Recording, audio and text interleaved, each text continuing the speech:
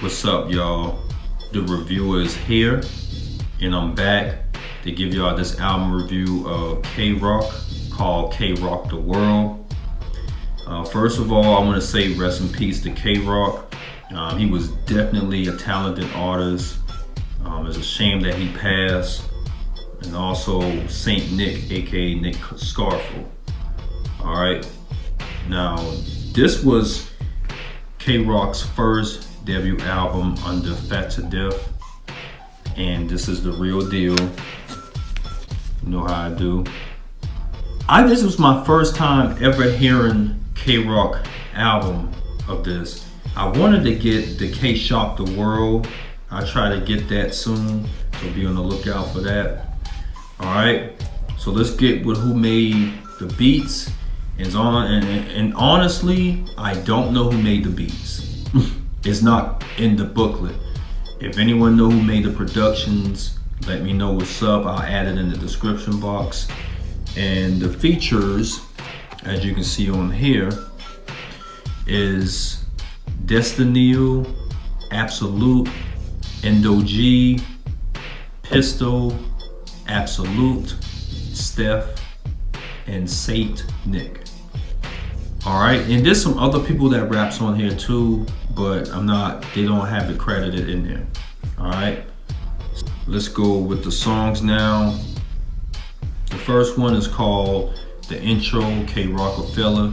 Now this is just an intro, and it has some dope samples from K-Rock's, previous tracks. The next one is called Ink Is That Fire. Now this song is pretty nice, it's not bad. It's pretty much a smoking joint if you familiar with smoking song. K-Rock come through with some nice verses, it's a solid beat. The next one is called K-Rock the World. This is a really nice track from K-Rock. The hook is really catchy. I think it's from one of Keith Sweat's songs. The way he's singing the hook, it sounds like it.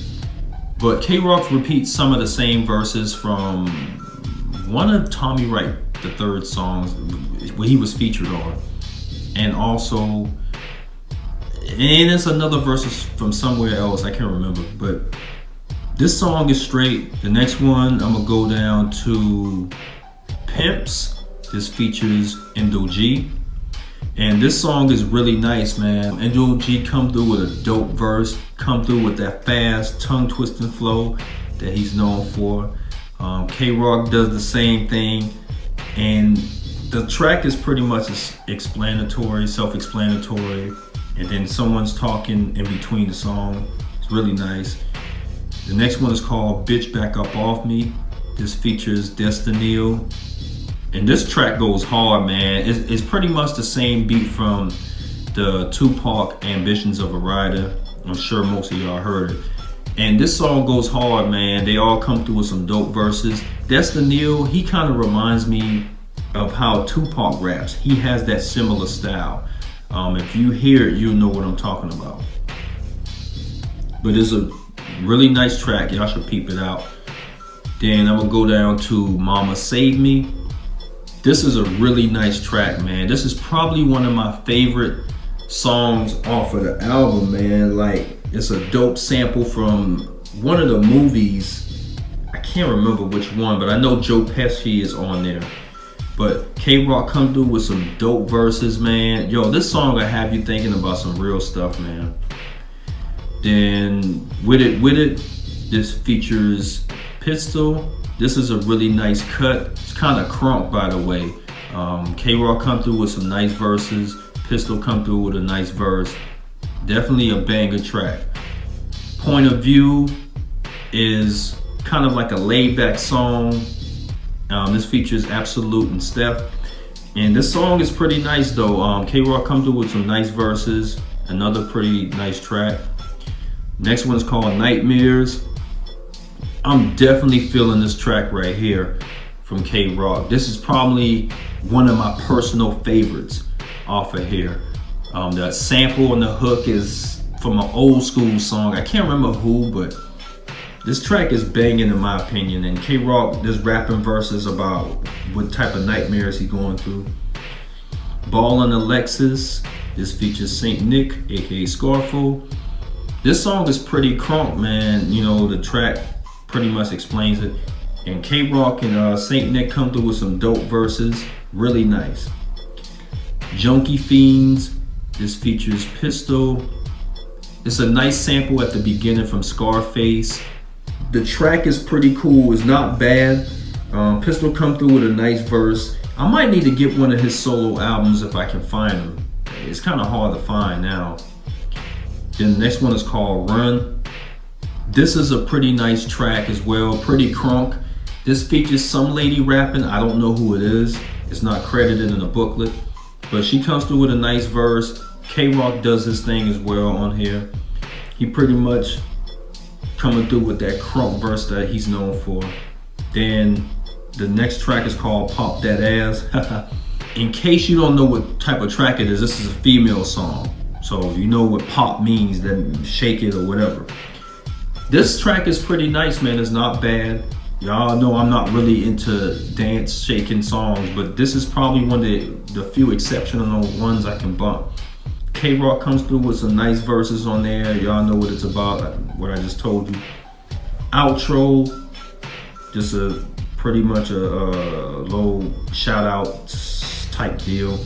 Then the last one is a bonus track called Why You Effing With Me. I don't know, that Saint Nick album never came out, I guess. But this track goes hard, man. It's pretty crunk. K-Rock and Saint Nick is on there, and they come through with some dope verses. It's a pretty bumping track, by the way. All right, so those are the songs that I reviewed for this album. Now, to rate this, I kind of had a hard time giving it a fair rating, to be honest. So, out of a 10, I would give this a solid 8. For a first album of K-Rock, this is really bumping. Some of the verses he used is from older songs, if you pay attention to them. But the rest of them, he really does nice. It's not really any bad tracks on here. Most of them are just solid tracks, but except the ones that I mentioned, even most of them are solid or pretty good. He doesn't really have any bad songs on here. So to pretty much sum it all up, I will cop this CD if you're a Memphis fan or a K-Rock fan. If you're familiar with his features that he was rapping on before this solo release, you would pretty much know what this is about. So if you never heard it before, you can check out some of the songs on YouTube. I'm sure they're on there. But that's it. That's my take. And again, I want to say rest in peace to K-Rock, man. It's a shame that a lot of these artists are passing away, man, and really at a young age too. Because I think he was like 40-something years old. To me, that's still young. You know what I mean? Because I'm about to be 40 soon in the near future. So with that being said, that's it. Shout out to all the features and the producers, whoever produced this album. And that's it. Much love to the real folks. And I'll be on here back with another review. All right, peace out, guys.